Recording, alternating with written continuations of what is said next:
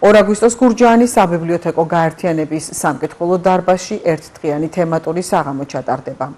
ინტელექტ კლუბის კახეთის რეგიონული კოორდინატორის პაატა ჩახვაშვილის განმარტებით, თემა ამჯერად სპორტის ყველაზე პოპულარულ სახეობა ფეხბურთს შეეხება. თამაში 13 საათზე დაიწყება. გვექნება 25 კითხვიანი თამაში მთლიანად ფეხბურთის თემაზე, გვაქვს საინტერესო პრიზები, რომელიც რა თქმა უნდა თემატურად და სიმბოლურად ფეხბურთთანა კავშირში და ასევე ინტელექტუალურ თამაშებთან, ასე რომ ველოდებით ნებისმიერ მსურველს, რომელსაც მიაჩნია, რომ ფეხბურთი უყვარს, კარგად ერკვევა და ასე შემდეგ.